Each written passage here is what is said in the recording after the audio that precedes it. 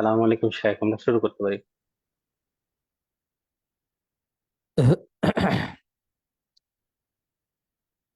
السلام عليكم ورحمة الله وبركاته. الحمد لله رب العالمين والعاقبة للمتقين، وصلي وسلم على سيد المرسلين وعلى آله وأصحابه أجمعين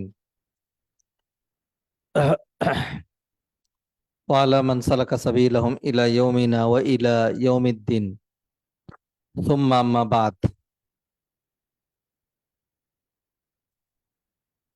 وعليكم السلام. قال الله تعالى في القرآن الكريم بعد أعوذ بالله من الشيطان الرجيم. بسم الله الرحمن الرحيم. إنا أعطيناك الكوثر فصل لربك وانحر إن شانئك هو الأبتر. وقال تعالى: فلما بلغ معه السعي قال يا بني إني أرى في المنام أني أذبحك فانظر ماذا ترى. قال يا أبت افعل ما تؤمر ستجدني إن شاء الله من الصابرين. فلما أسلما وتله للجبين وناديناه أن يا إبراهيم قد صدقت الرؤيا إنا كذلك نجزي المحسنين إن هذا لهو البلاء المبين وفديناه بذبح عظيم وتركنا عليه في الآخرين سلام على إبراهيم كذلك نجزي المحسنين. وقال تعالى: لن ينال الله لحومها ولا دماؤها ولكن يناله التقوى منكم كذلك سخرها لكم لتكبروا الله على ما هداكم وبشر المحسنين. وعن عائشة رضي الله تعالى عنها قالت: قال رسول الله صلى الله عليه وسلم: ما عمل ابن آدم يوم النحر أحب إلى الله من إهراق الدم وإنه ليؤتى يوم القيامة بقرونها وأشعارها وأظلافها وإن الدم لا يقع من الله بمكان قبل أن يقع بالأرض فطيبوا بها نفسا. رواه الترمذي وابن ماجه وقال الألباني صحيح. وعن زيد بن أرقم رضي الله عنه قال: قال أصحاب رسول الله صلى الله عليه وسلم: ما هذه الأضاحي يا رسول الله؟ قال: سنة أبيكم إبراهيم عليه السلام. قالوا: فما لنا فيها يا رسول الله؟ قال: بكل شعرة حسنة. قالوا: فالصوف يا رسول الله؟ قال: بكل شعرة من الصوف حسنة. رواه الإمام أحمد وابن ماجه। আলহামদুলিল্লাহ। সম্মানিত ভাই বোনেরা, রোড টু সাকসেস কর্তৃক আয়োজিত আমাদের সাপ্তাহিক এই আলোচনা সভা ও হালাকা প্রোগ্রামে আপনারা যারা কষ্ট করে সশরীরে আলোচনা শোনার জন্য আমাদের স্টুডিওতে আল আসর মাহাদে যারা উপস্থিত হয়েছেন, আপনাদেরকে ধন্যবাদ জানাচ্ছি, মোবারকবাদ জানাচ্ছি। আরো ধন্যবাদ, সাধুবাদ জানাচ্ছি যারা ব্যতিব্যস্ততা অন্য কোনো সমস্যার কারণে সরাসরি আসতে পারেননি কিন্তু আমাদের সাথে যুক্ত রয়েছেন অনলাইনে। আল্লাহ সুবহানাহু ওয়া তাআলা আমাদের এই হালাকা কবুল করুন, আমাদের আলোচনাকে ফ্রুটফুল করুন, আমাদের আশা বসাকে, শ্রবণকে, বলাকে আল্লাহ সুবহানাহু ওয়া তাআলা সার্থক করুন। সকলের জন্য সার্বিক কল্যাণ কামনা করে এই মোবারক দিনের এই হালাকায় আপনাদেরকে আরো একবার মোবারকবাদ জানিয়ে আল্লাহর প্রশংসা আদায় করছে আরেকবার, আলহামদুলিল্লাহ। দর্শক শ্রোতা ভাই ও বোনেরা, আপনারা যেমনটি পূর্বে ঘোষণায় দেখেছেন, আমাদের আজকের আলোচনা কোরবানি কেন্দ্রিক।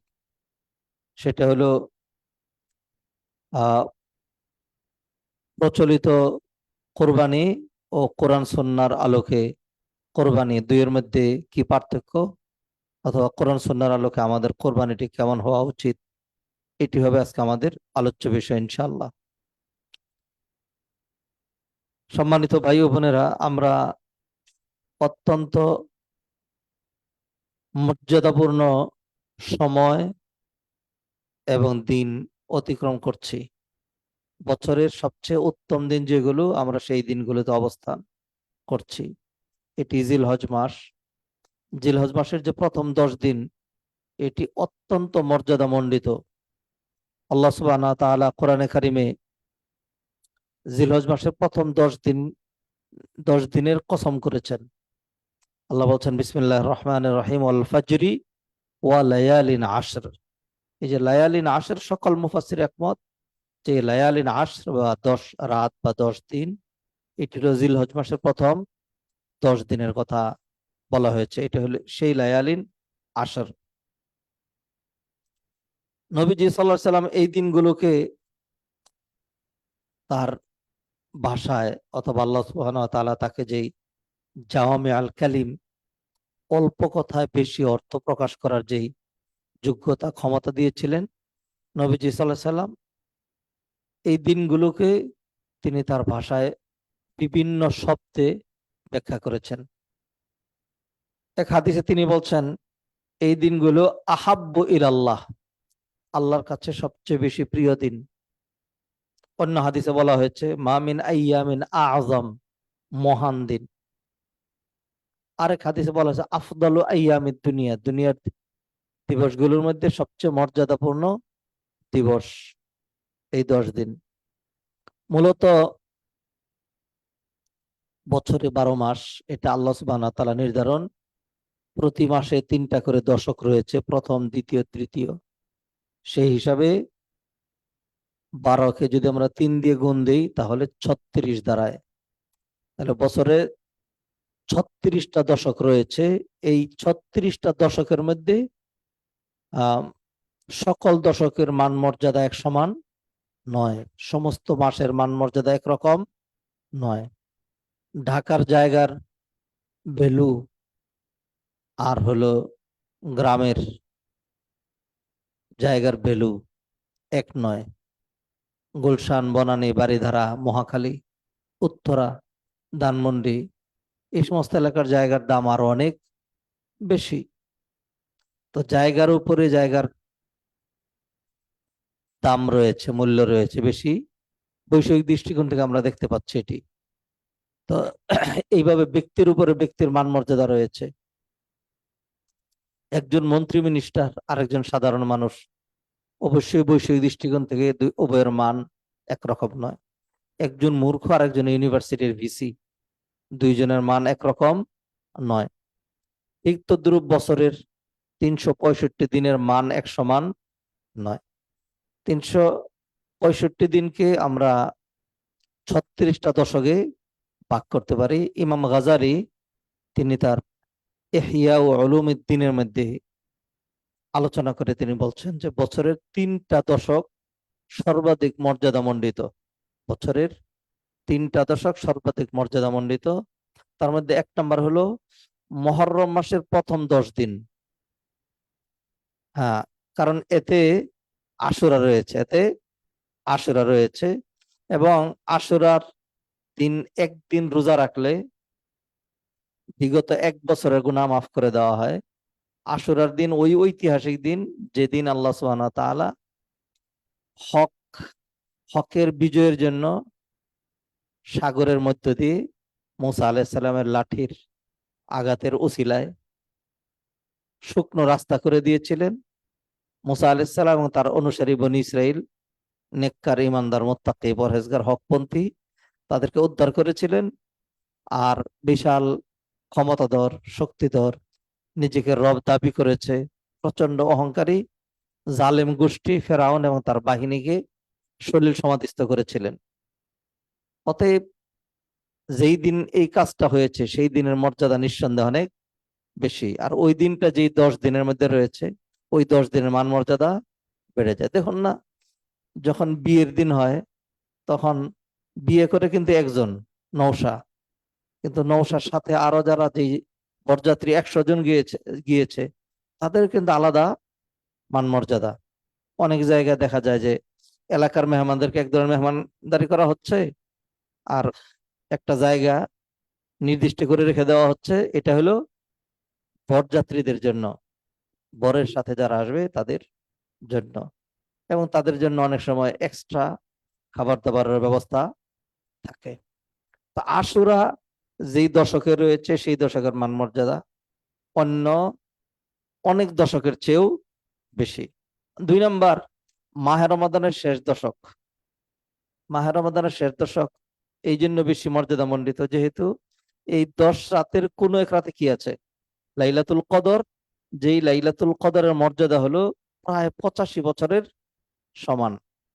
85 বছর একাধারে কন্টিনিউ আবাদত করলে যা হবে, এক লাইলাতুল কদর আবাদত করলে আল্লাহ সেই মর্যাদা দিবেন। এই হলো 2। নাম্বার 3, জিল হজ মাসের প্রথম 10 দিন। কেন এই 10 দিন? এই জন্য এই 10 দিনের অবশ্য কারণ একটা নয়, অনেকগুলি কারণ রয়েছে। 1 নম্বর কারণ হলো এই 10 দিনের মধ্যে একটা দিন এমন আছে যে দিনটা হলো ইয়াউমুল হাজ্জিল আকবার, বড় হজের দিন। ইয়াউমুল হাজ্জিল, ইয়াউমু আরাফা, আরাফা দিবস। হাজিরা যেদিন মক্কার আরাফায় হাজিরা যেদিন অবস্থান গ্রহণ করেন, ওই দিন। এছাড়া এই 10 দিনের মধ্যে আরেকটা দিন আছে, এটা হলো কোরবানির দিন। কোরবানির দিন এছাড়া এই 10 দিনের প্রতিটা দিনই, প্রথম দিন থেকে শুরু করে প্রতিটা দিন হলো বিশেষ আবাদতের দিন। তাকবীর, তাহলিল, তাহমিদ, জিকির আজকার, হজের প্রস্তুতি, উমরা, হজ, দান, সাদাকা, সিয়াম, এগুলোর দিবস। তো এই যে 3টি দশকের কথা বললাম, এই 3টা দশক হলো বছরের সবচেয়ে বেশি মর্যাদামণ্ডিত দশক। ওলামায়ে কেরাম এই 3টা দশকের মধ্যে তারা এখানেও ক্লাসিফিকেশন করার চেষ্টা করেছে। তো মর্যাদার দিক থেকে 3 নম্বর হলো আশুরার প্রথম 10 দিন। আর মাহে রমাদানের শেষ দশক বেশি উত্তম নাকি জিল হজ মাসের প্রথম দশক বেশি উত্তম, এটা নিয়ে আমাদের মাঝখানে মতানৈক্য রয়েছে। কেউ বলছেন আশুরার মাহে রমাদানের প্রথম শেষ 10 দিন বেশি মর্যাদাবান, বাকিরা বলছেন না, জিল হজ মাসের প্রথম 10 দিন বেশি মর্যাদাবান। আরেক দল উলামায়ে কেরামগণ খুব সুন্দর সমাধান দিয়েছেন। তারা বলেছেন যদি রাতের বিবেচনা করা হয়, রাতের মূল্যায়ন করা হয়, তাহলে রমাদানের শেষ দশক বেশি মর্যাদাবান, যেহেতু রমাদানের রাতগুলো বেশি মর্যাদামণ্ডিত। আর যদি দিবসের মূল্যায়ন করা হয় তাহলে জিল হজ মাসের যে প্রথম 10 দিন এগুলো বেশি মর্যাদাবান। আর অধিকাংশ উলামায়ে কেরামগণ এই 3টার মধ্যে ক্লাসিফিকেশন করে তারা এই সমন্বয় নয়, বরং মুতলাকান ডাইরেক্ট বলেছেন জিল হজ মাসের যে প্রথম 10 দিন, এই 10 দিনের মর্যাদা বছরের যে কোনো 10-এর চেয়ে বেশি উত্তম। এই জন্য নবীজি এই 10টা দিনকে আফদাল আইয়ামের দুনিয়া, আজম, আজমুল আইয়াম, আহাব্বু ইলাল্লাহ, এই ধরনের শব্দগুলো ব্যবহার করেছেন। আল্লাহ সুবহানাহু ওয়া তাআলা এই 10 দিনের কসম করেছেন। তো দর্শক শ্রোতা ভাই ও বোনেরা, আমরা জিল হজ মাসে অবস্থান করছি। ওলামায়ে কেরামগণ বলছেন জিল হজ মাসের প্রথম 10 দিন সকল দশকের চেয়ে বেশি মর্যাদামণ্ডিত 10টা দিন হিসাবে। এবং এর কারণ হিসাবে আল্লামা ইবনুল কাইয়িম আল জাওজি তিনি উল্লেখ করেছেন লিজতিমাই উম্মাহাতিল ইবাদাত ফি হাযিল আইয়াম, যে এই 10 দিনে সব রকম ইবাদত একসাথে হয়েছে, যেটি বছরের অন্য কখনো একসাথে হয়নি। আশুরায় ঈদ নাই, আশুরায় ঈদ নাই। আচ্ছা, গেল এটা। রমাদানের শেষ দশকে ঈদ আছে, হ্যাঁ, আর জিল হজ মাসের প্রথম দশকে ঈদ আছে। আচ্ছা, গেল এটা। এরপরে রমাদানে কোরবানি নাই, রমাদানে কোরবানি নাই, এই 10 দিনের মধ্যে কি আছে? কোরবানি আছে। রমাদানের রোজা আছে, এই 10 দিনে রোজা আছে। এই 10 দিনে হজ আছে, রমাদানে হজ নাই। ইত্তাকার কারণে অনেক ওলামায়ে কেরামগণ তারা বলছেন যে জিলহজ মাসের যে প্রথম 10 দিন, এই 10 দিনের মর্যাদা সবচেয়ে বেশি। এর শীর্ষস্থানীয় কারণ যেগুলো, তার মধ্যে একটা হলো আরাফা দিবস এই 10 দিনের মধ্যে, আরেকটা দিন হলো ঈদের দিন এই 10 দিনের মধ্যে, কুরবানি এই 10 দিনের মধ্যে। বরং আমি যদি বলি, তাহলে জিলহজ মাসের প্রথম 10 দিন না শুধু, বরং জিলহজের 1 তারিখ থেকে জিলহজের 15 তারিখ পর্যন্ত কন্টিনিউ বিশেষ বিশেষ এবাদতের দিন। এক নাম্বার হলো জিলহজ মাসের 1 তারিখ থেকে 10 তারিখ পর্যন্ত, এটা তো হাদিস দ্বারা সাব্যস্ত, আফদল আইয়ামের দুনিয়া। 11, 12, 13 এগুলো হলো আইয়ামুত তাশরিক, আইয়ামুত তাশরিক। এরপরে চাঁদের 13, 14, 15 এগুলো আইয়ামুল বিদ। হ্যাঁ, প্রতি মাসেই 13, 14, 15 আইয়ামুল বিদ, কিন্তু মাঝখানে গ্যাপ আছে। এই মাসে আবার কি নাই? গ্যাপ নাই। আপনি একাধারে জিলহজের 1 তারিখ থেকে বিশেষ আমল শুরু করছেন। এরপরে যখন ইয়ামে আরাফা আসলো, তাহলে হজের দিন হাজিদের জন্য, আর যারা নন হাজি তাদের জন্য রোজার দিন। একদিন রোজা রাখলে 2 বছরের গুনাহ মাফ। তারপরের দিন হাজিদের কিসের দিন? হাজিরা হাদি জবাই করবে, আর হাজিদের সাথে মিল রেখে আমরা উদহিয়া বা কুরবানি জবাই করব 10, 11, 12, 3 দিন পর্যন্ত। কেউ কেউ বলেছেন যে 4 দিন পর্যন্ত। তো এই দিবসগুলো শেষ হতে না হতেই আবার রোজার দিন চলে আসছে, সেটা হলো আইয়ামুল বিদ। চাঁদের নবীজি সাল্লাল্লাহু আলাইহি সাল্লাম আবু হুরায়রা রাদিয়াল্লাহু তাআলা বলছেন যে আওসানি খালিলি বিসালাস, আমার বন্ধু আমাকে 3টা আমলের নির্দেশ দিয়েছেন। তিনি বলেছেন আমি যেন এই আমলটা কখনো ত্যাগ না করি। তার মধ্যে একটা হলো সওমু সালাসাতি আইয়াম ফি কুল্লি শাহর, প্রতি মাসে 3 দিন কি রাখা? রোজা রাখা। দর্শক শ্রোতা ভাই ও বোনেরা, তো আমরা এই জিলহজ মাসের প্রথম দশকে অবস্থান করছি। জিলহজ মাসের প্রথম দশকের পার্টিকুলার একটি আবাদত নিয়ে আমরা আজকে আলোচনা করব। এর মধ্যে অন্যান্য যেই আমলগুলো বিষয়গুলো রয়েছে, আমরা সেগুলো খুব লম্বা আলোচনা করব না, একটু সংক্ষিপ্ত করে আমরা আলোকপাত করতে চাই যে এই 10 দিনের সবচেয়ে উত্তম আমল কি। এই 10 দিনের সবচেয়ে উত্তম আমল হলো, কে বলতে পারবে? হজ এবং ওমরা করা। হজ এবং ওমরা করা। আমরা যারা এখনো বাংলাদেশে বসে আছি, তা আমাদের তো এবার আর হজ আর ওমরা হচ্ছে না। আমরা এখানে বসে থেকেও আল্লাহ সুবহানাহু ওয়া তাআলা এমন সুযোগ দিয়েছেন, আমরা চাইলে সব কামাই করতে পারি।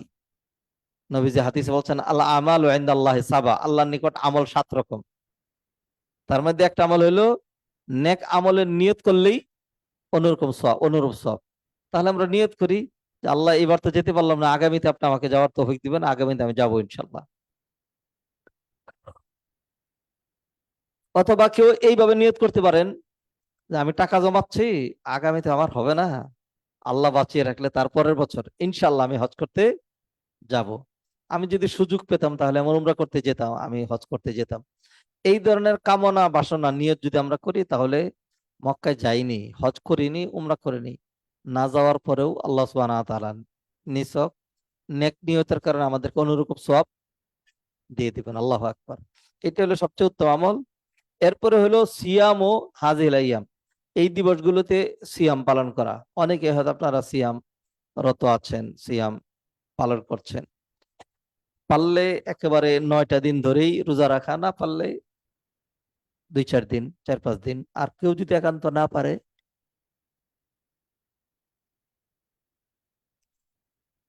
তাহলেও আমরা যেই পরামর্শ এবং অ্যাডভাইসটা দিয়ে থাকি সেটি হলো একদিনের সিয়াম যেন অন্তত ছুটে না যায়। সেটি কোন সিয়াম? সাওমু ইয়াউমে আরাফা, আরাফা দিবসের রোজা। কারণ একটা দিবস রোজা রাখলে তার মর্যাদাটা দেখেন, একটু ব্যতিক্রম ধরি মর্যাদা। ইউকাফিরুস সানাতাল মাদিয়া, বিগত 1 বছর গুনাহ মাফ। আবার আরেকটা কি? অসানাতাল আতিয়া, আগত 1 বছরের। এইটাই কিন্তু বিশেষ। আগত 1 বছরের যে যে অগ্রিম তাকে বলে দেওয়া হয়েছে। কেমন মর্যাদা হলে যে তোমার আগামী 1 বছরের গুনাহ মাফ করে দেওয়া হচ্ছে। আল্লাহু আকবার। আল্লাহ সুবহানাহু ওয়া তাআলা এই সুযোগগুলো আমাদেরকে দিয়েছেন। এই দিবসগুলোতে তাকবীর, জিকির, তাহমিদ, তাহলিল এগুলো আদায় করা, এটা বিশেষ মর্যাদার। আল্লাহ সুবহানাহু ওয়া তাআলা কোরআনে বলছেন, লিয়াশহাদু মানাফিআ লাহুম ওয়া ইয়াযকুরু ইসমাল্লাহি ফি আইয়ামিম মা'লুমাত। এই দিনগুলোকে আইয়ামে মা'লুমাত বলা হয়েছে। আবার অন্য আয়াতে আইয়ামুম মা'দুদাত বলা হয়েছে, ওয়াজকুরুল্লাহা ফি আইয়ামিম মা'দুদাত। হুম, হ্যাঁ। অতএব এই দিবসগুলো আমাদের নেক আমলের মাধ্যমে উদযাপন করা দরকার। সর্বোপরি প্রতিদিনই যেন আমাদের কিছু সদাকা থাকে, দান সদাকা। এই দিবসগুলো যেহেতু মর্যাদাপূর্ণ, অতএব এই দিবসগুলোর আমল আল্লাহর কাছে বেশি প্রিয়। মা মিন আইয়ামিন আল আমালুস সালিহু ফিহা আহাব্বু ইলাল্লাহি মিন হাযিহিল আইয়াম। জিলহজ মাসের প্রথম 10 দিনের নেক আমল আল্লাহর কাছে সর্বাধিক বেশি প্রিয়। আচ্ছা, তো এমনি ভাবে আমরা আর যে নেক আমলগুলো করতে পারি এই দিনগুলোতে, একটা কাজ আছে, সেটা হলো মানে কাজ থেকে বিরত থাকা। আল ইমসাক, ইমসাক আনিল আনিল শারি ওয়াল আযফার। যারা কোরবানি করবে তারা জিলহজ মাসের 4 পর থেকে আর চুল, নখ, গোঁফ এগুলো কোনো কিছুই কাটবে না। হাসিদের সাথে এটা একটা সামঞ্জস্য রাখার জন্য, একটা মিল রাখার জন্য কবি বলছেন, উহিব্বুস সালিহিনা ওয়ালাস্তু মিনহুম। আমি নেককারদেরকে ভালোবাসি, যদিও আমি নিজে ওরকম সালেহিনদের অন্তর্ভুক্ত নই। লাআল্লাল্লাহ ইয়ারযুকুনিস সালাহা, হইতে পারে আল্লাহ সুবহানাহু ওয়া তাআলার মাধ্যমে আমাকে সেই যোগ্যতা দিয়ে দিবেন। নবীজি সাল্লাল্লাহু আলাইহি ওয়াসাল্লাম হাদিসে ইরশাদ করছেন, ইযা রাআইতুম হিলাল যিল হিজ্জা, যদি তোমরা জিলহজ মাসের চাঁদ দেখো, ওয়া আরাদা আহাদুকুম আন ইউদাহি, এবং তোমাদের কেউ যদি নিয়ত করে যে সে কুরবানি করবে, ফালিয়ুমসিক আন শারিহি ওয়া আযফারিহি, তাহলে সে যেন চুল, নখ, গোঁফ ইত্যাদি যেন কাটাকাটি যেন না করে। কাটাকাটি না করার মধ্যেও সওয়াব। আল্লাহ কোরআনে হাজীদেরকে বলছেন, ওয়ালা তাহলিকু রুউসাকুম হাত্তা ইয়াবলুগাল হাদিয়ু মাহিল্লা।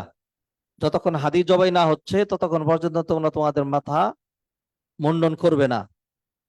অতএব হাজীদের সাহেবদের সাথে মিলিয়ে আমরাও এই আমলটা আমরা করব।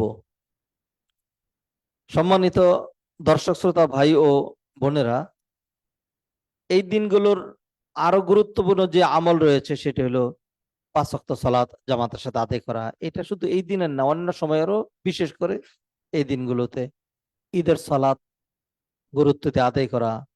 তারপরে হলো আল্লাহকে বেশি বেশি ডাকা, দোয়া করা। হুম, তারপরে হলো আল্লাহর আনুগত্য, এবাদত, জিকির, আজকার, শুকুর ইত্যাদির মাধ্যমে সময়টাকে কাজে লাগানো। আল্লাহ আমাদেরকে তৌফিক এনায়েত করেন।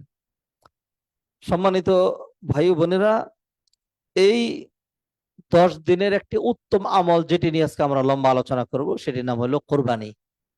সেটির নাম কোরবানি অথবা উদহিয়া।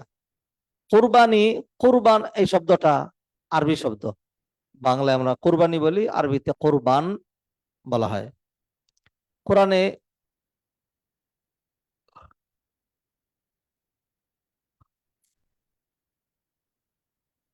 কোরআনে কারিমে আল্লাহ সুবহানাহু ওয়া তাআলা সূরা মাইদার মধ্যে কোরবানি প্রসঙ্গ তুলে ধরেছেন। আল্লাহ সুবহানাহু ওয়া তাআলা সেখানে বলছেন, আউযু বিল্লাহি মিনাশ শাইতানির রাজীম, ওয়াতলু আলাইহিম নাবা বনাই আদম বিল হক ইয ক্বাররাবা কুরবানা ফাতুকব্বিলা মিন আহাদিহিমা ওয়া লাম ইউতাকাব্বাল মিনাল আখার ক্বালা লাআকতুলান্নাক قال إنما يتقبل الله من المتقين।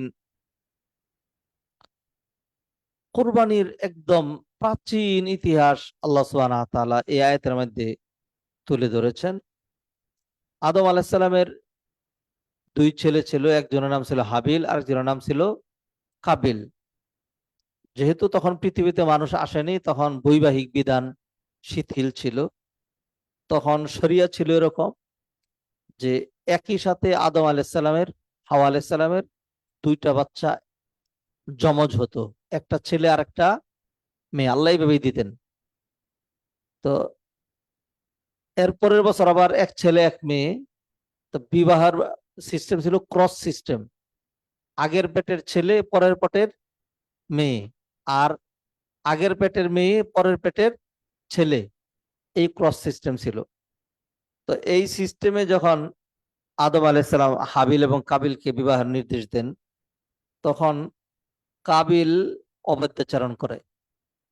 কাবিল বলে যে মূলত যেই মেয়েটিকে নিয়ে তাদের মধ্যে দ্বন্দ্ব হয়েছিল, সেই মেয়েটি হলো যে কাবিলের সাথে একই পেটে ছিল, একসাথে জন্মগ্রহণ করেছে। তো কাবিল যুক্তি দিচ্ছে যে মায়ের পেটেও আমরা একসাথে ছিলাম, দুনিয়াতেও আমরা একসাথে থাকবো, এরই যৌক্তিক। হুম। আর হাবিলকে বলছে যে এটাকে বেশি সুন্দর দেখেছো সেই জন্য হুম আমি এটাকে বিয়ে করব। আদম আলাইসাল্লাম শরিয়া শুনাইলেন, নিয়ম কানুন শুনাইলেন, আল্লাহর বিধিবিধান তাকে জানালেন, কিন্তু সে অদ্যুৎপূর্ণ আচরণ করে সে এটা মানবে না। সর্বশেষ সে হাবিলকে বলল আমি তোমাকে হত্যা করে ফেলবো। একটা পর্যায়ে সে হাবিলকে হত্যা করেও ফেললো। হুম। কাবিল হাবিলকে হত্যা করলো কি করার জন্য? ওই যে মেয়ে কেন্দ্রিক অথবা বিবাহ কেন্দ্রিক, সে তাকে হত্যা করার ধমক দিল এবং হত্যা করবে এই ধরনের পায়তারা করলো। আদম আলাইহিস সালাতু সালাম বললেন ঝগড়াঝাটি করো না, তোমরা পরীক্ষা করে দেখো আল্লাহ সুবহানাহু ওয়া তাআলা কি ফয়সালা দেন। তখন আদম আলাইহিস সালাম বললেন তোমরা দুইজনে কুরবানি পেশ করবে। ওয়াতলু আলাইহিম নাবা আবনাই আদম বিল হক ইয কাররাবা কুরবানান, তারা উভয় যখন কুরবানি পেশ করলো, তাহলে যার কোরবানিটা কবুল হবে সে এই মেয়ের বিবাহ করবে, আর যার কবুল হবে না সে বিবাহ করবে না। এরপরে কবুল হয়ে গেল হাবিলেরটা, কাবিলেরটা কবুল হলো না। তো এখন তো আমাদের কার কোরবানি কবুল হয়েছে আর কার কোরবানি কবুল হয়নি, এটা বোঝার কোনো উপায় নাই। কিন্তু তখন একটা উপায় ছিল, যার কোরবানি কবুল হতো একটা আগুন, তখন কোরবানি সিস্টেম ছিল এরকম, যেই কোরবানি যে পেশ করতো সেই কোরবানিটা পাহাড়ের উপরে দিয়ে এসে এবার সেজদায় পরে কান্নাকাটি করতে থাকতো, আল্লাহ তুমি আমার কোরবানিটা কবুল করো। চারটা কবুল হতো, পাহাড় থেকে একটা আগুন এসে এটাকে স্পর্শ করে দিত, জ্বালিয়ে দিত। তা হাবিলেরটা কবুল হইলো, কাবিলেরটা কবুল হলো না। তো কাবিল বলল যে এইখানেও তুমি জাদু করেছ, তুমি আলাদা ক্ষমতা দেখিয়েছ, তোমারটা কবুল হলো আমারটা কবুল হলো না। ঠিক আছে, আমি কিন্তু তারপরেও তোমাকে ওই আমার ওই বোনকে বিয়ে করতে দিচ্ছি না, প্রয়োজনে আমি তোমাকে মেরে ফেলবো। সর্বশেষ সে তাকে কি করে? হত্যাই করে। তো কাবিল যখন তাকে বলল ক্বালা লা আখতুলান্নাক, আমি তোমাকে অবশ্যই হত্যা করে ফেলবো, তখন হাবিল উত্তর দিয়েছিল ক্বালা ইন্নামা ইয়াতাকাব্বালুল্লাহু মিনাল মুত্তাকিন, আল্লাহ তো কুরবানি কবুল করেন তাদেরটা যাদের কলবের ভিতরে তাকওয়া আছে, আল্লাহর ভয় ভীতি আছে। আল্লাহ তাদেরটা কবুল করেন, আর যাদের কলবের ভিতরে তাকওয়া, আল্লাহ ভীতি ইত্যাদি নাই, তাদেরটা কবুল করেন না। তো কাবিল তো গোয়ার্তুমি করে সে কোরবানি পেশ করেছে, তার মনের ভিতরে এখলাস ছিল না। হাবিলের মনের ভিতরে এখলাস ছিল, আল্লাহ যেই বিধান দিবেন সেটা তিনি মেনে নেবেন। আল্লাহ সুবহানাহু ওয়া তাআলা ফয়সালা দিলেন কার পক্ষে? হাবিলের পক্ষে, কাবিলের বিপক্ষে। তখন কাবিল বলছে ক্বালা লা আকতুলান্নাক, আমি তোমাকে অবশ্যই হত্যা করে ফেলবো। হাবিল উত্তর দিচ্ছে, ক্বালা ইন্নামা ইয়াতাকাব্বালুল্লাহু মিনাল মুত্তাকিন। আল্লাহ তো যাদের কলবে তাকওয়া আছে তাদেরটা কবুল করেন। এবার তারপরেও যেহেতু কাবিল হাবিলকে হত্যা করবে, তখন হাবিল বলল, লা ইম বাসাত্তা ইলাইয়া ইয়াদাকা লিতাকতুলানি, তুমি যদি আমাকে হত্যা করার জন্য তোমার হস্ত প্রসার করো, মা আনা বিবাসিতিন ইয়াদিয়া ইলাইকা লিয়াকতুলাক, আমি কিন্তু কোনোভাবে আমার হাত, আমার হস্ত প্রসার করব না। ইন্নী আখাফুল্লাহ রাব্বাল আলামিন, আমি আল্লাহকে ভয় পাই। এরপরে কাবিল হাবিলকে হত্যা করে ফেললো। তো এইখানে আমরা ঐতিহাসিক সূত্রে দেখলাম, যেটি আল্লাহ সুবহানাহু ওয়া তাআলা কোরআনে তুলে ধরেছেন, যে সর্বপ্রথম কুরবানি পেশ করেছিল হাবিল এবং কাবিল। তো আল্লাহ সুবহানাহু ওয়া তাআলা হাবিলেরটা কবুল করেছেন, কাবিলেরটা কবুল করেন নাই। তো সম্মানিত দর্শক শ্রোতা ভাই বোনেরা, আমরাও যে কুরবানি দেব, আমাদেরও কোরবানিরও কন্ডিশন এরকমই হবে, কারোটা কবুল হবে আর কারোটা কবুল হবে না। তবে হাবিল কাবিল দুনিয়াতে বুঝেছিল কারটা কবুল হয়েছে আর কারটা কবুল হয় নাই। আমাদের বুঝার কোনো উপায় থাকবে না যে কারটা কবুল হলো অথবা কারটা কবুল হলো না। অকাট্য ভাবে বোঝার কোনো উপায় নাই। হ্যাঁ, আংশিক তো বোঝা যায়, আংশিক তো বোঝা যায়। কোনো ব্যক্তি যদি হজ করে এসে আগে যেরকম লেফটিস্ট ছিলেন, বাম পথে চলতেন, উল্টা পাল্টা বাম হাতে খেতেন, কিছু খেতেন কিছু ফেলতেন, এখন যদি ওই অবস্থায় থাকে, এটা সহজে বুঝতে হবে যে হজ তার মধ্যে কোনো অ্যাকশন করে নাই। আর যদি কেউ এইভাবে হজ করে ফিরে আসে যে তার আগে দুনিয়ার যেরকম লোভ লালসা ভালোবাসা আকর্ষণ দুনিয়ার প্রতি যেমনটা ছিল, এখন যৎসামান্য হলেও কমেছে, যদি এরকম হয় তাহলে বোঝা যাচ্ছে, আলামত থেকে বোঝা যাচ্ছে যে তার হজটা কি হয়েছে, কবুল হয়েছে। কোরবানির ক্ষেত্রে একই। কোরবানি দেওয়ার পরে যদি মনের ভিতরে আত্মতৃপ্তি খুঁজে পাওয়া যায়, মানুষকে গোশত বিলিয়ে দিতে যদি মনের মধ্যে কষ্ট না থাকে, গোশত খাওয়ার ইচ্ছা যদি মনের ভিতরে প্রকট না হয়, হুম, তারপরে কোরবানি করার পরে লাইফস্টাইল যদি আরো সুন্দর হয় ধর্মীয় দৃষ্টিকোণ থেকে, তাইলে বুঝতে হবে আল্লাহ সুবহানাহু ওয়া তাআলা কোরবানি কবুল করেছেন। আর যদি এমন হয় যে না, আমি একটা গরু কিনতে চাচ্ছি, এই গরুটা কিনবো, এটার একটা বিশেষ নাম আছে, এটা কিনলে আমার নামটা পত্রিকায় উঠবে, এই বড় গরুটা আমার কিনতে হবে, যত টাকাই লাগুক, তাহলে সকল টিভি চ্যানেলে আমার নাম সহ সম্প্রচার করা হবে, আমার নাম ডাক হলো। তো এইগুলি যদি নিয়ত হয়, তাহলে তো আহ কাবিলের যে কুরবানির যে দশা হয়েছিল, আমাদের কুরবানিরও সেই দশা হবে, অর্থাৎ আল্লাহ সুবহানাহু ওয়া তাআলা কবুল করবেন না। কারণ আল্লাহ সুবহানাহু ওয়া তাআলা জানিয়ে দিয়েছেন, ইন্নামা ইয়াতাকাব্বালুল্লাহু মিনাল মুত্তাকিন। আল্লাহ সুবহানাহু ওয়া তাআলা যারা মুত্তাকি, যাদের কলবের ভিতরে তাকওয়া আছে, ইখলাস নিয়ে যারা শুধু আল্লাহর জন্যই কুরবানি করবে, আল্লাহ সুবহানাহু ওয়া তাআলা তাদের কুরবানি কবুল করবেন।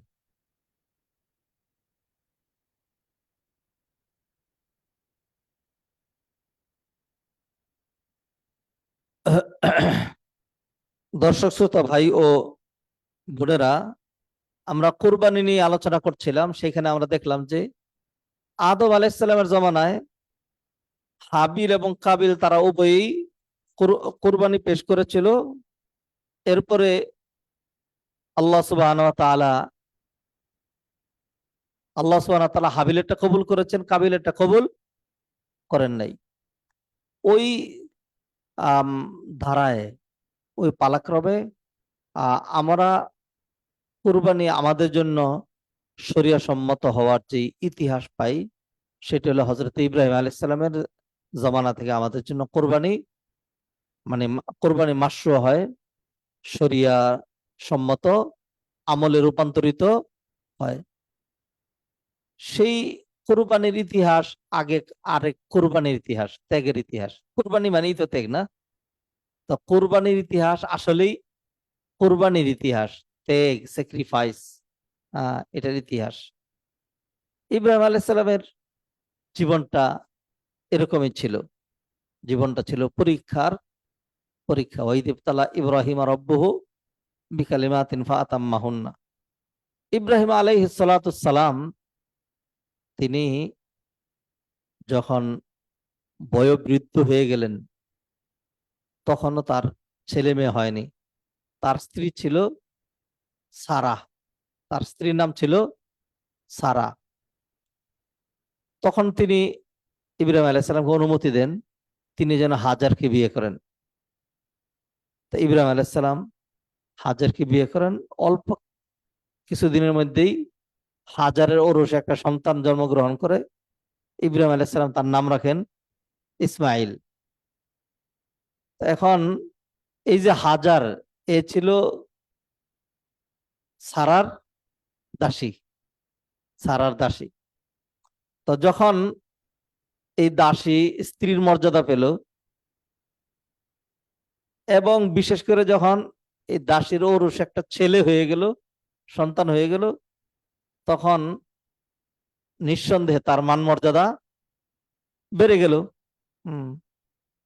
ফলে নারী গঠিত কারণে নারীদের যেই স্বভাব, এটা নারীরা মানে আমাদের স্ত্রীরাও নারী, আমাদের বোনেরাও নারী, আমাদের মেয়েরাও নারী, আমাদের মায়েরাও নারী, তাদের অনেক মর্যাদা আছে। কিন্তু নারী সুলভ কিছু স্বভাব আছে, যেটি উম্মাহাতুল মুমিনিন নবী পত্নী যারা ছিলেন তাদেরও ছিল। ইব্রাহিম আলাইহিস সালামের স্ত্রীদের মাঝেও এটা ছিল। তো যখন ইসমাইল আলাইহিস সালামের মা হাজার তিনি ইব্রাহিম আলাইহিস সালামের স্ত্রীর মর্যাদা পেলেন এবং সন্তানের মা হলেন, তখন সারারাও গায়রাতে লাগলো, আত্মসম্মান বোধে লাগলো। আর হাজারা, সেও, আমরা বাংলায় হাজেরা বলি, আসলে সে ছিল হাজার। হাজার নামটা হলো হাজার। তার মধ্যেও একটা হয়তো আত্মপরিচয়, অথবা আমি ইব্রাহিমের সন্তানের মা, এরকম একটা ভাব হয়তো তার মধ্যে এসছিল। ফলে এই হাজার এবং সারার মধ্যে বৈপরীত্য দেখা দেয়। আল্লাহ সুবহানাহু ওয়া তাআলা ইব্রাহিম আলাইহিস সালামকে বলেন, আপনি একটা কাজ করেন, আপনার পরিবারে ঝগড়াঝাটি হবে, এটা ঠিক না। আপনি হাজারকে তার সন্তান সহ দূরে বনবাস দিয়ে আসেন। ইব্রাহিম আলাইহিস সালাম প্রস্তুতি গ্রহণ করলেন। জিবরাইল আলাইহিস সালাতু সালাম পথ দেখায় নিয়ে আসলেন। আস্তে আস্তে আস্তে আস্তে, এটা কি 1-2 কিলোমিটার অথবা 100-200 কিলোমিটারের বিষয়? বহু দূর। মদিনা থেকে 750 কিলোমিটার উত্তর হলো তাবুক, এটা সৌদি আরবের ভিতরে। এর আরো বহু উত্তরে গিয়ে হলো ফিলিস্তিন, উত্তর পশ্চিম দিকে হলো ফিলিস্তিন। তো সেই ফিলিস্তিন থেকে তাবুক, মদিনা, জেদ্দা, এগুলো সব ক্রস করে মক্কার একটা নির্জন পাহাড়ি এলাকায়, কোনো মানুষ নাই আশেপাশে। আল্লাহ সুবহানাহু ওয়া তাআলার নির্দেশে ইব্রাহিম আলাইহিস সালাম হাজের আলাইহিস সালামকে নিয়ে রওনা দিলেন, এখানে আসলেন। যখন বর্তমানে যেখানে কাবাগর, জমজম কুয়া, সফা মারওয়া, মাঝখানে যে এলাকাটা, এইখানে যখন আসলেন, তখন জিবরাইল আলাইহিস সালাম বললেন, হ্যাঁ এইটাই সেই জায়গা, এবার আপনি চলে যান। থাকতে পারবেন না, তাদের সাথে থাকার উপায় নাই। যখন ইব্রাহিম আলাইহিস সালাম তাদেরকে রেখে চলে আসবেন, তখন হাজেরা আলাইহিস সালাম তাকে প্রশ্ন করলেন, ইব্রাহিম, আইনা তাত্রুকুনা ফি হাদাল ওয়াদি, এই ধরনের বিরান, নির্জন, তারপরে হলো ফল ফলাদি, ফসল বিহীন একটা মরুভূমির মধ্যে, একটা পাহাড়ি এলাকার মধ্যে আমাদেরকে কোথায় রেখে যাচ্ছেন? কেনই বা রেখে যাচ্ছেন? ইব্রাহিম আলাইহিস সালাম কোনো উত্তর দিতে পারেন নাই। কি উত্তর দিবেন? হাজেরা আলাইহিস সালাম দেখলেন যে ইব্রাহিম তো জবান খুলছে না। তখন তিনি একটা কৌশল অবলম্বন করলেন। তিনি তার স্বামীর জবান খোলার জন্য একটা অভিনব পদ্ধতি অবলম্বন করলেন। তিনি প্রশ্নের ধরন চেঞ্জ করলেন। তিনি বললেন, আল্লাহ আমারাকা বিহাজা ইয়া ইব্রাহিম। ইব্রাহিম, আপনি যে এখানে রেখে যাচ্ছেন, এটা কি আপনার ইচ্ছায় না আল্লাহর নির্দেশে? তখন ইব্রাহিম আলাইহিস সালাম বললেন, না, আল্লাহর নির্দেশে। তখন হাজার আলাইহিস সালাম বললেন, ইযান লান ইউদাইয়ুনা, তাহলে কশ্চিন কালেও আল্লাহ আমাদের ক্ষতি করবেন না। ইব্রাহিম আলাইহিস সালাম চলে গেলেন। চলে যেতে হবে। যখন আড়াল হলেন, হাজেরাও দেখছে না, আর কেউ দেখতে পাচ্ছে না। তখন ইব্রাহিম আলাইহিস সালাতুস সালাম আল্লাহর কাছে হাত তুলে এইবার দোয়া করতে শুরু করলেন। রব্বানা ইন্নী আসকানতু মিন যুররিয়াতি বিওয়াদিন গায়রি যি যার'ইন ইনদা বাইতিকাল মুহাররামি রব্বানা লিয়ুকিমুস সালাহ ফাজআল আফইদাতাম মিনান নাসি তাহওয়ি ইলাইহিম ওয়ারযুকহুম মিনাস সামারাতি লাআল্লাহুম ইয়াশকুরুন। এইভাবে ইব্রাহিম আলাইহিস সালাম চোখের পানি ছেড়ে দিয়ে কায় মনোবাক্যে আল্লাহকে ডাকতে থাকলেন, দোয়া করতে থাকলেন, আল্লাহ, আমি আমার পরিবার পরিজন কেমন জায়গায় রেখে এসেছি, খাবার দাবার পানি মানুষ কোনো কিছুই নাই, আপনি মানুষের মনের দিকে ঝুঁকায় দেন, তাদের জন্য জীবিকার ব্যবস্থা করেন। তাওয়াক্কুল ছিল অনেক। হ্যাঁ, মরেই তো যাওয়ার কথা, কিন্তু আল্লাহর নির্দেশে রেখে চলে গেছেন, দোয়া করেছেন। আল্লাহ সুবহানাহু ওয়া তাআলা সত্যিই তাদের জন্য ফল ফলাদির জীবিকার ব্যবস্থা করেছেন, মানুষের মনও সেদিকে ঝুঁকিয়ে দিয়েছেন। অবশেষে আল্লাহ সুবহানাহু ওয়া তাআলা মাঝের যে ঘটনা প্রবাহগুলো সেগুলো স্কিপ করে যেতে হচ্ছে সময়ের কারণে। আল্লাহ সুবহানাহু ওয়া তাআলা তাদের জন্য রিজিকের ব্যবস্থা করলেন, মানুষের মনও সেদিকে ঝুঁকিয়ে দিলেন, আস্তে আস্তে মানুষ আসতে থাকলো। অথচ তারা যেখানে ছিলেন এই জায়গায়, তার আশেপাশে 2, 4, 5, 7, 8, 10, 20, 25, 30, 40, 50 কিলোমিটারের মধ্যে কোনো ঘর বাড়ি কোনো মানুষ কিছুই ছিল না। আল্লাহ সুবহানাহু ওয়া তাআলা ব্যবস্থা করে দিলেন। আর এরই মধ্যে ইসমাইল আলাইহিস সালামও বড় হইতে থাকলেন। বড় হতে হতে যখন বাবার সাথে দৌড়াদৌড়ি করতে পারবে এরকম বড় হলেন। ইব্রাহিম আলাইহিস সালাম মাঝে মধ্যে আসতেন, থাকতে পারতেন না এখানে। তিনি মাঝে মধ্যে আসতেন বুরাক দিয়ে, আবার তাদেরকে দেখে চলে যেতেন। তা এসে সন্তান বড় হয়েছে, আবার রেখে চলে যেতে হচ্ছে। এই সন্তানের জন্য মায়া, আর একমাত্র সন্তান, বৃদ্ধ বয়সের সন্তানদের প্রতি এমনি মায়া একটু বেশি হয়। তো ইব্রাহিম আলাইহিস সালাতু সালাম যখন দেখলেন ইসমাইল তার নয়নের মণি, আদরের দুলাল, কলিজার টুকরা, সবচেয়ে প্রিয় মানে জিনিস ইসমাইল ইব্রাহিম আলাইহিস সালামের কাছে, তা আল্লাহ সুবহানাহু ওয়া তাআলাও দেখতে পাচ্ছেন। তা আল্লাহ সুবহানাহু ওয়া তাআলা চাইলেন যে না, ইব্রাহিমের কাছে সবচেয়ে বেশি প্রিয় হইতে হবে আল্লাহ, তার ছেলেও না, তার স্ত্রীও না, কোনো কিছুই না। আল্লাহ সুবহানাহু ওয়া তাআলা ইব্রাহিম আলাইহিস সালামকে এবার আরো জটিল কঠিন পরীক্ষা দিলেন। যেই কঠিন পরীক্ষার কথা ইব্রাহিম আলাইহিস সালাম সূরা সফফাতের মধ্যে তুলে ধরেছেন, তিনি বলছিলেন, ফালাম্মা বালাগা মাআহু সায়া ক্বালা ইয়া বুনাইয়া ইন্নী আরা ফিল মানামি আন্নী আযবাহুকা ফানজুর মাযা তারা।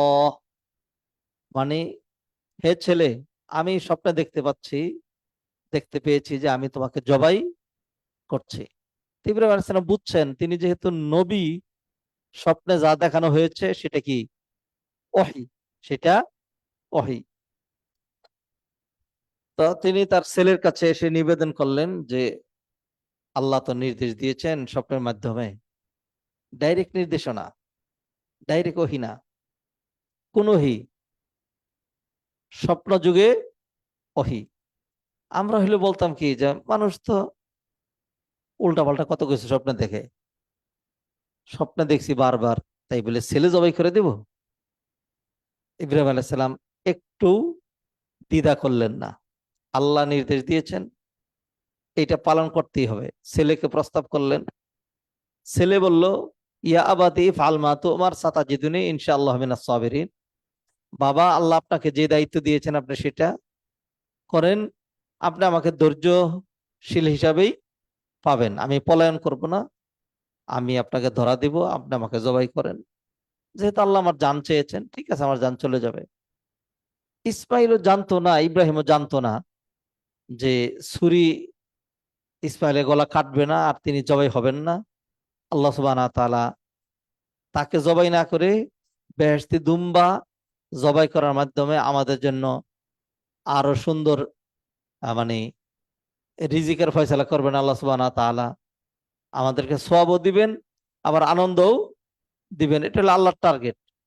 তবে এই টার্গেটটা ইব্রাহিম ইসমাইল আলাইহিস সালাম তাদের কারোরই জানা ছিল না।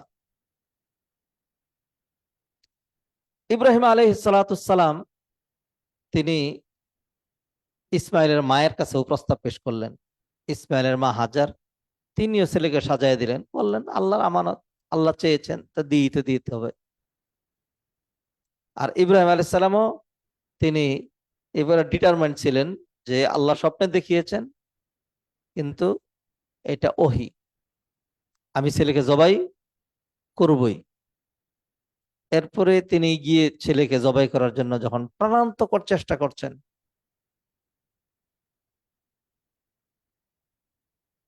প্রাণান্তকর চেষ্টা করছেন, ধারালো ছুরি, যেই ছুরি দিয়ে মানে পাথর কেটে যায়, এই ছুরি দিয়ে তিনি ছেলের গলা কাটতে পারছিলেন না। অনেক চেষ্টা করেছেন। আসল কথা হলো যে আমরা যতই মনে করি যে ছুরি দিয়ে আমরা কাটি, আসলে ছুরিতে কাটে না, কাটে আল্লাহর নির্দেশে।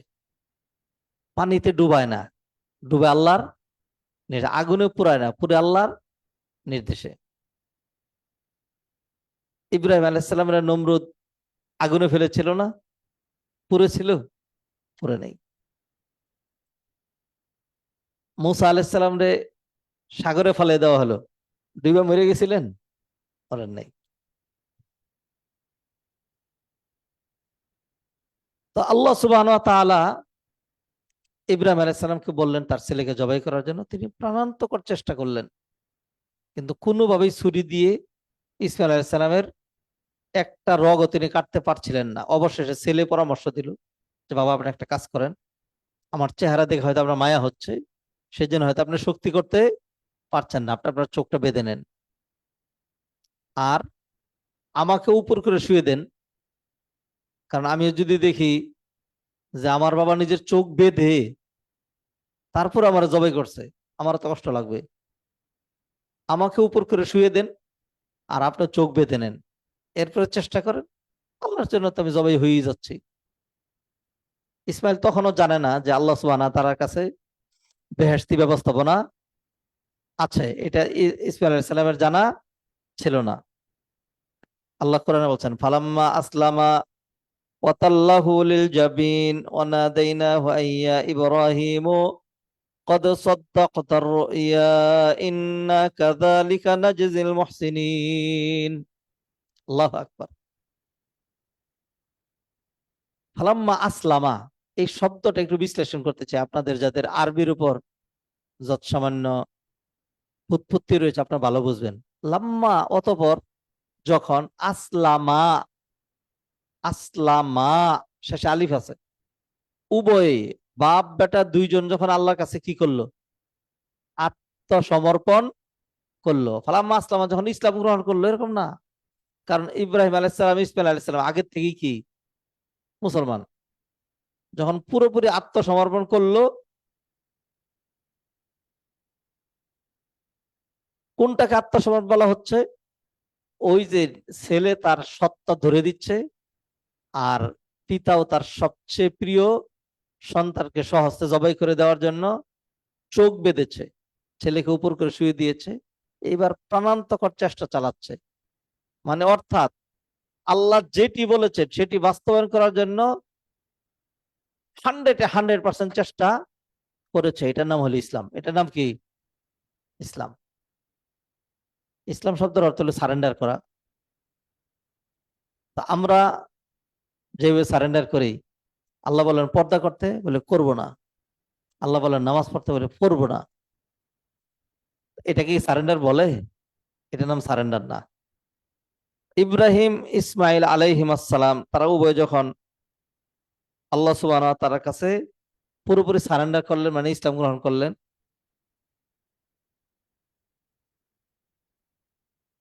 যখন উভয়ই আল্লাহ সুবহানাহু ওয়া তাআলার কাছে পুরোপুরি সারেন্ডার করলেন, আল্লাহ সুবহানাহু ওয়া তাআলা আসলে কি চান? এটাই তো চান যে বান্দা আমার কাছে পুরোপুরি সারেন্ডার করুক। আল্লাহ সুবহানাহু ওয়া তাআলা তখন ইসমাইলও দেখতে পাচ্ছেন না, ইব্রাহিমও দেখতে পাচ্ছেন না। আল্লাহ সুবহানাহু ওয়া তাআলা ফেরেশতাদেরকে ডেকে বললেন, ও ফেরেশতারা, একজন বান্দা এর চেয়ে বড় পরীক্ষা আল্লাহর জন্য আর কি দিবে? সন্তান তার জীবন ধরে দিচ্ছে, মা তার কলিজার টুকরাকে সাজিয়ে দিয়েছে, বাবা তার সন্তানকে স্বহস্তে জবাই করে দিচ্ছে, শুধু আমি আল্লাহকে রাজি খুশি করার জন্য। আমি আল্লাহ তাদের প্রতি রাজি খুশি হয়ে গিয়েছি। আমি এই প্রাণ নিধন হোক এটা আমি চাই না। তোমরা একটা কাজ করো। ইব্রাহিম যে প্রস্তুতি নিয়েছে সে জবাই না করে ছাড়বে না। তোমরা বেহেশত থেকে দুম্বা নিয়ে যাও, নিয়ে ইব্রাহিমের ছুরির নিচে ধরে দাও আর ইসমাইলকে সরিয়ে ফেলো। মুহূর্তের মধ্যে কাজটা হয়ে গেল। ইব্রাহিম আলাইহিস সালাম যখন ছুরি চালাইলেন, তিনি বুঝলেন ছুরি গলার ভিতরে ঢুকেছে, রক্ত বের হচ্ছে, আওয়াজ হচ্ছে। বাঁধন খুললেন, বাঁধন খুলে দেখেন ছেলে দূরে বসা, আর ছুরির নিচে একটা দুম্বা কুরবানি হয়ে গেছে। আশেপাশে এমন কোনো পাগল দুম্বা ছিল না যে দৌড়ে আইসা গুতাইয়া ইসমাইলকে সরিয়ে নিজের গলাটা এখানে পেতে দিবে, এরকম ছিল না। এটা আল্লাহর পক্ষ থেকে হয়েছে। দর্শক শ্রোতা ভাই বোনেরা, দেখুন আমি যে ইতিহাসটা নিয়ে এসেছি এটার পিছনে একটা টার্গেট নিয়ে। সেটা হলো যে ইসমাইল আলাইহিসসালাম তার নিজের জান দিচ্ছেন, ইব্রাহিম আলাইহিসসালাম তার ছেলেকে সহস্তে জবাই করছেন, হাজেরা আলাইহিসসালাম তার কলিজার টুকরা নয়নের মনে আদরের দুলালি, নয়নের পুতুলি, তাকে চিরদিনের জন্য বিদায় দিয়ে দিচ্ছেন। কার জন্য দিচ্ছেন? আল্লাহর জন্য দিচ্ছেন। তারা এই কাজ পারলেন, পুরোপুরি পারলেন, সফল কাম হলেন। আর আমি আপনি জানি গোশত আমাদের থাকবে, হ্যাঁ, মেহমানদারি করব, ভালো খাবো, তারপরেও ইখলাসের সাথে আল্লাহর জন্য যে কুরবানি করা, এটা আমরা করতে পারি না। এখানেই পার্থক্য ইব্রাহিম আলাইহিস সালামের কুরবানি এবং আমাদের কুরবানির মধ্যে। অতএব কোরআন সুন্নাহ যে কুরবানির কথা বলা হয়েছে, মূলত যে কোনো ইবাদতের মাধ্যমে নৈকট্য অর্জন করা হয় সেটাই কুরবানি, ত্যাগ তিতিক্ষা, যদিও এর ব্যবহার পশু জবাইয়ের ক্ষেত্রে বেশি। এটা ছাড়া 2 রাকাত নামাজ পড়া, জিহাদ করা, একটু দান করা, টাকা নাই এর মধ্যে থেকে কিছু দান করলেন, এটা একটা কুরবানি। এটা একটা কুরবানি। সময় নাই, তার মধ্যেও 1 ঘন্টা সময় একটা নেক কাজে, একটা আলোচনায় দিলেন, এটাও একটা কুরবানি। যানজট এটাকে উপেক্ষা করে আপনি রোড টু সাকসেস কর্তৃক আয়োজিত হালাকায় আসলেন, এটাও একটা কুরবানি। তো আল্লাহ সুবহানাহু ওয়া তাআলা আমাদের জন্য যে কুরবানির ব্যবস্থা করেছেন, এটা আল্লাহ সুবহানাহু ওয়া তাআলা এই কুরবানি দিয়ে কি চান? গোশত দিয়ে আল্লাহ কি করবেন? আর এতগুলো পশু নিধন হলে এতে আল্লাহ লাভ কি? আল্লাহ বিন্দুমাত্র কোনো লাভ নাই। আর আল্লাহ সুবহানাহু ওয়া তাআলা গোশত, অস্থি, মজ্জা কতগুলো কুরবানি হলো, এগুলো আল্লাহ সুবহানাহু ওয়া তাআলা নিবেনও না। কোরআনে আল্লাহ সুবহানাহু ওয়া তাআলা স্পষ্ট বলে দিচ্ছেন, লা ইয়ানালাল্লাহা লুহুমুহা ওয়ালা দিমাউহা ওয়ালাকিন ইয়ানালুহুত তাকওয়া মিনকুম। কশ্চিন কালেও আল্লাহর কাছে কোরবানির কোরবানির জন্তুর চামড়া, অস্থি, মজ্জা, গোশত, হাড্ডি, সম্মুখ ভাগ, পিছনের ভাগ, কোনো কিছু আল্লাহর কাছে যাবে না। ওয়ালাকিন ইয়ানালুহু তাকওয়া মিনকুম, আল্লাহ দেখবেন তাকওয়া। তো তাকওয়া তো খুব সহজ জিনিস। আলী রাদিয়াল্লাহু তাআলা আনহু ব্যাখ্যা করে দিলেন যে তাকওয়া কিরকম। তিনি বলেন আত-তাকওয়া হাহুনা ওয়া ইশিরু ইলা সাদরি সালাসা মাররাত, তাকওয়ার জায়গা হলো কলবের ভিতরে। চারটা পয়েন্টে তাকওয়া হয়: আল খাউফু মিনাল জালিল, ওয়াল আমালু বিত তানজিল, ওয়াল কানাআতু বিল কালিল, ওয়াল ইস্তিদাদ লিয়াউমির রাহিল। আল্লাহকে ভয় করতে থাকা, ফার্স্ট টু লাস্ট কোরআনে যা আছে তার উপর আমল করা, তারপর হলো হালাল ভাবে আল্লাহ যাকে যেইটুকুন দেয় রিজিক ওইটুকুন পেয়েই কি থাকা, খুশি থাকা। আর সর্বশেষ পয়েন্ট যেটি, সেটি হলো মৃত্যুর জন্য প্রস্তুত থাকা, মৃত্যুর জন্য প্রস্তুতি গ্রহণ করা।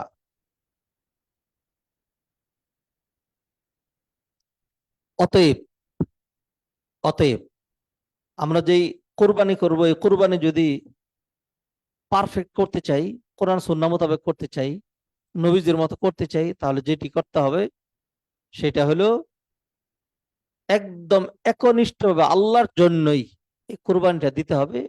মনে মনে এটা থাকতে হবে আর কি, এটা নিয়ত হইতে হবে। এটা নিয়ত হলেও কিন্তু গোশত আমাদেরই থেকে যাবে, আমার কোরবানির গোশত অন্য কেউ নিয়ে যাবে না। হ্যাঁ, কোরবানির গোশতের একটা সুন্নাহ পদ্ধতি আছে, সেটা হলো 3 ভাগ করে 1 ভাগ নিজের জন্য রেখে দেওয়া, তারপরে 1 ভাগ আত্মীয় স্বজনকে হাদিয়ে দেওয়া, আরেক ভাগ গরিব মিসকিনকে সদাকা দেওয়া। এইটাই যে ফলো করতে হবে তা জরুরি না। পুরোটা গোশত কেউ যদি রেখে দেয় তবু জায়েজ আছে, আর সবটুকু যদি বিলিয়ে দেয় তবু জায়েজ আছে। তবে কোরবানির মতো একটা ঈদে আমরা সবটুকু নিজের রেখে দিব, অন্য কাউকে দিব না, তাহলে কোরবানির সার্থকতা কোথায়? তারপরে বলছি গোশত তো আমাদেরই থাকবে। জাস্ট বিষয় হলো আমার আপনার নিয়তের বিষয়, খুবই ইম্পর্টেন্ট বিষয়। আমার আপনার নিয়তটা যেন এমন হয় যে যে কোরবানি করব, এই কোরবানি কার জন্য করব? আল্লাহর জন্য করব, আল্লাহর জন্য করব। আল্লাহ সুবহানাহু ওয়া তাআলা তার নবীজিকে বললেন, ইন্না আতাইনাকাল কাউসার, নবী আপনাকে আমি হাউজে কাউসার দান করেছি, ফাসাল্লি লিরাব্বিকা ওয়ানহার। ইন্না আতাইনাকাল কাউসার ফাসাল্লি লিরাব্বিকা ওয়ানহার, আপনি আপনার রবের জন্যই নামাজ পড়বেন, আপনার রবের জন্যই কুরবানি করবেন। ওয়ানহার নাহরুন থেকে, আপনার রবের জন্য কুরবানি করবেন। আল্লাহ সুবহানাহু ওয়া তাআলা নবীজিকে শিখালেন আল্লাহর জন্যই কুরবানি করতে। নবীজি সাল্লাল্লাহু আলাইহি ওয়াসাল্লাম স্বহস্তে কুরবানি করেছেন। হ্যাঁ, বিদায় হতে তিনি 100 কুরবানি করেন, এর মধ্যে 63টা নিজ হাতে করেছেন, বাকিগুলো আলী রাদিয়াল্লাহু তাআলা আনহু করেছে। তো এই কুরবানিটা নামাজ যেরকম সল্লি লিরাব্বিকা আল্লাহর জন্য, কুরবানিটাও কি হইতে হবে? আল্লাহর জন্যই হইতে হবে। এইটাই হলো কোরবানির মূল শিক্ষা। কোরবানি থেকে আমরা যে শিক্ষাগুলো পেয়ে থাকি তার গুরুত্বপূর্ণ 2-1টি আপনাদের সামনে আমি তুলে ধরছি। তার মধ্যে একটি হলো আহ ইহইয়া ও সুন্নতি সাইয়্যিদিনা ইব্রাহিম, আমাদের পিতা ইব্রাহিম আলাইহিস সালামের সুন্নতকে জিয়ে রাখা। আচ্ছা, 2 নম্বর, কোরবানির একটা শিআর, ইসলামের একটা শিআর। 3 নম্বর, কোরবানি থেকে আমরা ধৈর্য এবং সবরের শিক্ষা পাই। ইসমাইল আলাইহিস সালামের ঘটনায় এই ধৈর্য এবং সবরের কথা রয়েছে, সাতাজিদুনি ইনশাআল্লাহ মিনাস সাবিরিন। আচ্ছা, 4 নম্বর, ইখলাস, সকল ইবাদত আমরা কার জন্য করব? আল্লাহর জন্যই করব। আমরা ইবাদত করলেও আল্লাহর খুব লাভ নাই, আর ইবাদত না করলেও আল্লাহর কোনো ক্ষতি নাই। লাভ ক্ষতি কাদের? আমাদের। অতএব অতএব কুরবানির ক্ষেত্রে ইখলাস যেন থাকে, সেটা আমরা চেষ্টা করব। আর মনে রাখতে হবে কিছু ইবাদত আছে অনেক কঠিন, শারীরিক কষ্ট আছে, যেমন সিয়াম, সারাদিন না খেয়ে থাকতে হয়। তারপরে হলো 5 ওয়াক্ত সালাত, ঘুম ভেঙে, ঘুম চলে আসছে তবু ঘুমানো যাবে না, আর ঘুমে ছাড়ছে না তবু শুয়ে থাকা যাবে না, ওইটা কষ্ট করতে হয়। হজ আর জাকাত একটা আবাদত, এটা হলো মালি আবাদত। কি আবাদত? মালি আবাদত। ধরেন 40 লাখ টাকার জাকাত দিলাম, মানে 1 লক্ষ টাকা মানুষকে দিয়ে দিতে হবে। এর মধ্যে আমার নগদ কোনো লাভ নাই, সব তো আখেরাতে পাবোই, সেটা আলাদা আছে। গেল এটা। এবার হজ। হজ অর্থনৈতিক এবং শারীরিক আবাদত। যারা হজে যায় তাদেরকে জিজ্ঞেস করে দেখবেন হজের কষ্ট কিরকম। অনেক কষ্ট, অনেক কষ্ট। আমি 2-4টি আবাদত দেখাইলাম, নামাজেও কষ্ট, রোজায়ও কষ্ট, জাকাত অর্থনৈতিক আবাদত, মানুষকে দিয়ে দিচ্ছেন পুরোপুরি, নিজে কিচ্ছু পাচ্ছেন না। হজ শারীরিক এবং অর্থনৈতিক আবাদত, তো অর্থ খরচ করছেন অনেক, 9-10 লক্ষ টাকা, আবার কষ্ট করছেন 9-10 লক্ষ টাকার। একটা ব্যতিক্রম ধর্মী আবাদত, এটার নাম কোরবানি। ওটার নাম কি? কোরবানি। কোনো কষ্ট নাই, কোনো কি নাই, কষ্ট নাই। আর সম্পূর্ণটাই প্রাপ্তি, সম্পূর্ণটাই কি? প্রাপ্তি। জাকাত মানুষকে দিয়ে দিতে হয়, আমার কাছে থাকে? থাকে না। হজ করি, টাকা খরচ হয়ে যায়, আমার কাছে থাকে? থাকে না। আরো 10 লাখ টাকার কষ্ট করতে হয় না? কষ্ট করতে হয়। নামাজে কষ্ট নাই, রোজায় কষ্ট নাই, আছে। কোরবানির মধ্যে ব্যতিক্রম। কোরবানি করলাম, এটা অর্থনৈতিক একটা আবাদত, অর্থনৈতিক একটা আবাদত, কিন্তু এটা অন্য কাউকে দিয়ে দিতে হয় নাই। কোরবানি কার থাকতেছে? আমারই থাকতেছে। আমি খাচ্ছি, আমার পরিবার খাচ্ছে, তারপর মানুষকে হাদিয়ে দিচ্ছি, মানুষকে সদাকা করছি। তাহলে এটি যেন আমরা মনে রাখি যে একটা ব্যতিক্রম ধর্মীয় ইবাদতের নাম হলো কোরবানি। এই কোরবানির মুখ্য বিষয় যেটি, সেটা হলো ইখলাস। মুখ্য বিষয় কি? ইখলাস। যদি ইখলাস থাকে তাহলে আল্লাহ সুবহানাহু ওয়া তাআলা এই কুরবানি কবুল করবেন এবং প্রতিদান দিবেন। কিরকম? যেমন প্রতিদান দিয়েছিলেন আল্লাহ সুবহানাহু ওয়া তাআলা আমাদের পিতা ইব্রাহিম এবং ইসমাইল আলাইহিস সালাতুস সালামকে। আল্লাহ সুবহানাহু ওয়া তাআলা বললেন যে ফালাম্মা আসলামা, তারা উভয় যখন আত্মসমর্পণ করলো, না দাইনাহু আইয়া ইব্রাহিম, আমি ডাক দিয়ে বললাম, হে ইব্রাহিম, কদ সাদ্দাকতার রুইয়া, স্বপ্ন আপনি বাস্তবায়ন করেছেন। হুম। এরপরে আল্লাহ সুবহানাহু ওয়া তাআলা ইব্রাহিম আলাইহিস সালাম এবং ইসমাইল আলাইহিস সালামকে কুরবানির যে পরীক্ষা দিয়েছিলেন, এই পরীক্ষা তারা যখন পাশ করলেন, শেষে বললেন, ইন্না কাযালিকা নাজজিল মুহসিনিন, আমি যারা সৎকর্ম পরায়ণ তাদেরকে এইভাবেই পুরস্কৃত করে থাকি। শেষে গিয়ে আবার আবার বললেন, কাযালিকা নাজজিল মুহসিনিন, এইভাবে আমি সৎকর্ম পরায়ণদেরকে পুরস্কৃত করি। দর্শক শ্রোতা ভাই বোনেরা, অতএব ইব্রাহিম আলাইহিস সালাম যখন তার ছেলেকে জবাই করছিলেন, তখন সেখানে প্রাপ্তি বা অ্যাচিভমেন্টের কিছুই ছিল না, তারপরে তিনি এই পরীক্ষা পাশ করেছেন। তা আমরা যখন জবাই করব, তখন আমাদের মনে যেন নিছক বড় গরু, 3 লক্ষ টাকার মহিষ, অথবা বাজারের সেরা খাসি, আমার খাসির নাম এমুক, আমার গরুর নাম এটা, অমুক পত্রিকায় উঠেছে, অমুক টিভি থেকে সাক্ষাৎকার নিয়েছে, হ্যাঁ, এই ধরনের অহংকারী বিষয়গুলো যদি মাথায় না আসে, আর যদি আমি আপনি এটা মনে করতে সক্ষম হই যে কোরবানি কার জন্য করছি? আল্লাহর জন্য করছি, তাহলে কোরবানিটা সার্থক হবে। আর না হয় প্রচলিত কোরবানি জীবনে বহুবার আমরা করেছি, কোরবানির আগের অধ্যায় আর কোরবানির পরের অধ্যায় সেম ছিল আমাদের, বরং কোরবানির পরে আমরা আরো খারাপ হয়েছে। এবার যেন অন্তত সেটি না হয়, সেজন্য এবার বুঝে শুনে আমরা কোরবানি করব। কার জন্য? আল্লাহর জন্য। কোরবানির আরেকটা বাণী বলে শেষ করে দিচ্ছি, আমরা সালাতুল আসরের বিরতিতে যাব। সেগুলো কোরবানি, নবীজি একটা হাদিসের মধ্যে বলছেন, মান ওয়াজাদা সাআতান ওয়ালাম ইউদাহি, যে ব্যক্তি সামর্থ্য থাকার পরে কুরবানি করলো না, সে যেন আমাদের মুসাল্লায় না আসে। কোন কোন আলেম হাদিসটাকে দঈফ বলেছেন। যাই হোক, তো নবীজি এই হাদিসের ধমক দিয়েছেন। এই জন্য এই হাদিসের কারণে ইমাম আবু হানিফা বলছেন কোরবানি করা ওয়াজিব, অন্যরা বলছেন যে না, সুন্নাতে মুআক্কাদা। কিন্তু সুন্নাতে মুআক্কাদা বলে কেউ বাদ দেন নাই, সবাই সারা বিশ্বময় কোরবানির একটা প্রচলন আছে। তো এই যে কোরবানি, এই কোরবানিটা যদি আমরা সমাজের সাথে তাল না মিলিয়ে কুরবানির মতো করে চিন্তা করি, তাহলে কিন্তু বিষয়টাও সহজ, সবও বেশি। আমরা মনে করি কোরবানি মানি হলে একটা বিশাল বড় গরু দিতে হবে। না, ইমাম মালিক রাহিমাহুল্লাহ তিনি বলছেন ভেড়া, দুম্বা, বকরি এগুলি কোরবানি দেওয়া বেশি উত্তম। কারণ নবীজি সাল্লাল্লাহু আলাইহি সাল্লাম উট ছিল, উট কোরবানি দেন নাই, দুম্বা কোরবানি দিয়েছেন। হম অতএব যার কাছে কোরবানির দিনে 7,000 টাকা 8,000 টাকা অতিরিক্ত আছে, সেই তো একটা কোরবানি করতে পারে। কোরবানিটাকে আমরা যেন গুরুত্ব দেই। আর কোরবানি মানি যেন বিশাল বড় মহিষ, বিশাল বড় গরু, এটা যেন আমরা মনে না করি। ছোটখাটো একটা গরু হইতে পারে, অথবা একটা ভেড়া, দুম্বা, বকরিও হইতে পারে, এবং যেটাই হোক সেটা হবে কিসের জন্য? আল্লাহ সন্তুষ্টির জন্য এবং নিজেদের লাভের জন্য। কোরআনে আল্লাহ বললেন লিয়া সাধু মানাফি আলাহুম, তারা যেন তাদের যে ফায়দা এটা যেন প্রত্যক্ষ করে। লিয়া সাধু মানাফি আলাহুম ওয়াযকুরু ইসমাল্লাহি ফি আইয়ামিম মালুমাত। নবীজি সাল্লাল্লাহু আলাইহি ওয়াসাল্লাম দুইটা হাদিসের অনুবাদ করে শেষ করে দিচ্ছি আমরা।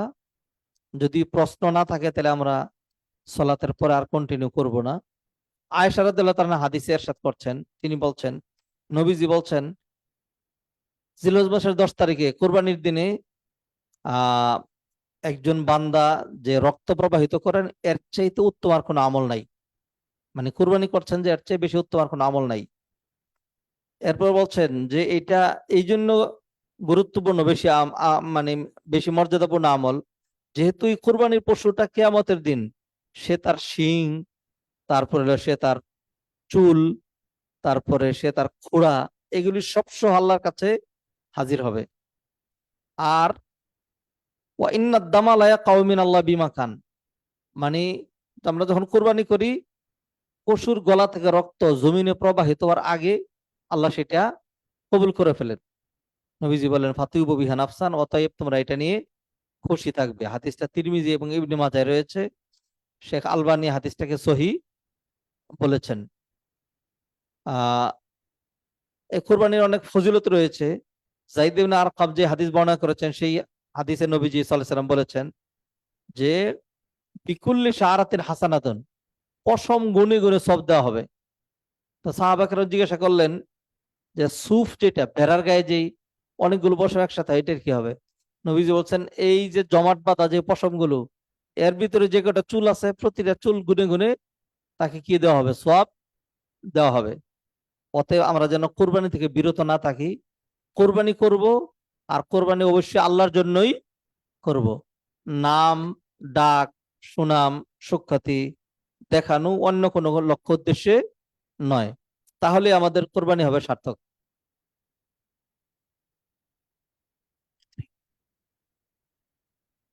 জি। আহ আর যদি কোনো ব্যক্তি ঋণগ্রস্ত হয়, সে যদি মনে করে আমি কোরবানি দিতে চাই, এখন আমার কাছে টাকা নাই, 6 মাস পরে হবে, তাহলে সে ঋণ করেও দিতে পারবে। তবে এটা যেন না হয় যে ঋণ দেওয়ার ক্ষমতা নাই অথবা ঋণ দেওয়ার প্ল্যান পরিকল্পনা নাই, এমনি লক্ষ লক্ষ টাকা ধার করে নাম ডাক ফোটানোর জন্য 2 লাখ 3 লাখ 4 লাখ টাকা দিয়ে একটা গরু কোরবানি দিচ্ছেন। অথবা এই জন্য দিচ্ছেন যে অন্যান্য বাড়িতে কোরবানি হবে, আমার ছেলেমেয়েরা তাকায় থাকবে।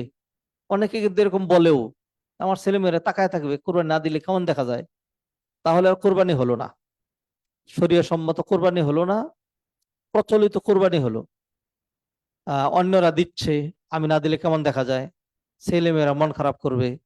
হুম তারপরে হলো গোশতের জন্য ইত্যাদি লক্ষ্যে যদি কোরবানি করা হয়, তাহলে সেই কোরবানিটা কবুল আল্লাহ সুবহানাহু ওয়া তাআলার কাছে কবুল হবে না। আসুন দর্শক শ্রোতা ভাই বোনেরা, কোরবানির যে কটা দিন বাকি আছে এই কটা দিন আমরা নেক আমলের মাধ্যমে উদযাপন করি। বিশেষ করে আগামী শনিবার দিন আরাফা দিবস, হাজী সাহেবরা যেদিন আরাফার ময়দানে যান সেটাই আরাফার দিন। ওই দিন আমরা ইনশাল্লাহ সিয়াম পালন করব। এর আগেও যাদের সুযোগ আছে সিয়াম পালন করি। এই 10টা দিনকে নেক আমলের মাধ্যমে আমরা উদযাপন করার চেষ্টা করি। আর যেদিন 10 তারিখ, সেদিন আমার আপনার সবচেয়ে উত্তম কাজ হবে কোরবানি করা। আল্লাহ সুবহানাহু ওয়া তাআলা আমাদেরকে আল্লাহর জন্যই কোরবানি করার তৌফিক এনায়েত করেন। হাযা মা ইনদি ওয়া সাল্লাল্লাহু আলা নবিয়িনা মুহাম্মদ ওয়া আলা আলিহি ওয়া সাহবিহি আজমাইন। আসসালামু আলাইকুম ওয়া রাহমাতুল্লাহি তাআলা ওয়া বারাকাতুহু।